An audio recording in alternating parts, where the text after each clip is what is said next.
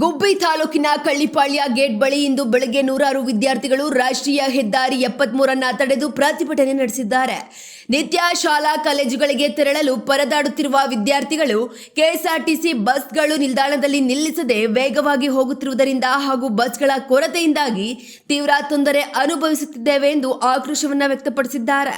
ವಿದ್ಯಾರ್ಥಿಗಳ ಸಮಸ್ಯೆಗೆ ಸ್ಪಂದಿಸಿದ ಸ್ಥಳೀಯ ಮುಖಂಡ ಕಳ್ಳಿಪಾಳ್ಯ ಲೋಕೇಶ್ ಹಾಗೂ ಪೊಲೀಸರು ಕೂಡಲೇ ಬಸ್ ವ್ಯವಸ್ಥೆಯನ್ನ ಸರಿಪಡಿಸುವ ಭರವಸೆ ನೀಡಿದ ಬಳಿಕ ಪ್ರತಿಭಟನೆಯನ್ನ ಹಿಂಪಡೆಯಲಾಯಿತು. ಸರ್ಕಾರ ಕೂಡಲೇ ಹೆಚ್ಚುವರಿ ಬಸ್ಗಳನ್ನು ನಿಯೋಜಿಸದಿದ್ದರೆ ಉಗ್ರ ಹೋರಾಟ ನಡೆಸುವುದಾಗಿ ಈ ವೇಳೆ ವಿದ್ಯಾರ್ಥಿಗಳು ಎಚ್ಚರಿಕೆಯನ್ನು ನೀಡಿದ್ದಾರೆ.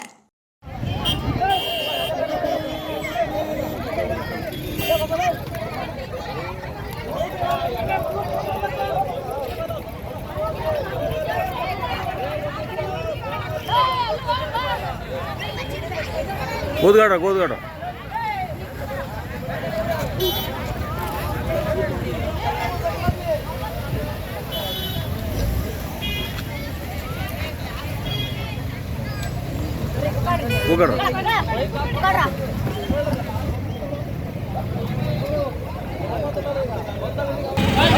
ಹತ್ತೊಂದೆರಡು ಗ್ರಾಮದ ಮಕ್ಕಳು ಇಲ್ಲಿ ಬರ್ತವೆ. ಎಲ್ಲ ಬಡವ್ರ ಮಕ್ಕಳು, ಯಾವುದೇ ಇಲ್ಲಿ ಅವರು ಸ್ವಂತ ಖರ್ಚಲ್ಲಿ ಹೋಗೋದಕ್ಕೆ ಸವಲತ್ತುಗಳಿಲ್ಲ.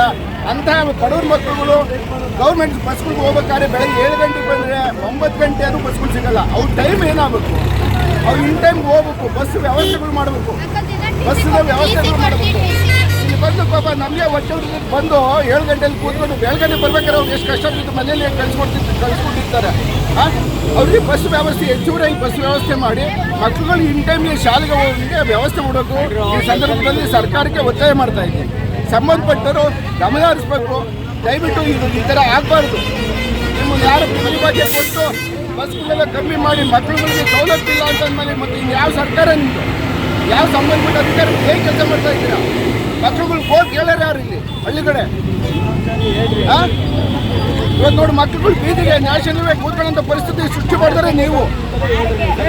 ಈಗ ಸಂಬಂಧಪಟ್ಟ ಮಕ್ಕಳೆಲ್ಲ ಸೇರ್ಕೊಂಡು ಒಂದು ಅರ್ಜಿ ಕೊಡ್ತಾರೆ ಸಂಬಂಧಪಟ್ಟ ಬೋರ್ಡ್ಗೆ, ಕೆಎಸ್ಆರ್ಟಿಸಿ ಡಿಪೋಗೆ. ಸಂಬಂಧಪಟ್ಟ ಅಧಿಕಾರಿಗಳೆಲ್ಲ ಡಿಪೋ ಮ್ಯಾನೇಜರ್ ಯಾರು ಸಂಬಂಧಪಟ್ಟರು ಅದು ಗಮನಹರಿಸಿ ಹೆಚ್ಚುವರಿ ಬಸ್ ಕಳ್ಳಿಪಾಳ್ಯ ಗುಬ್ಬಿಯಿಂದ ಗುಬ್ಬಿಗೆ ಹೆಚ್ಚುವರಿ ಬಸ್ ವ್ಯವಸ್ಥೆ ಮಾಡಬೇಕು ಮಕ್ಕಳಿಗೋಸ್ಕರ ಅಂತ ನಾವು ಈ ಸಂದರ್ಭದಲ್ಲಿ ಹೇಳ್ತೀವಿ.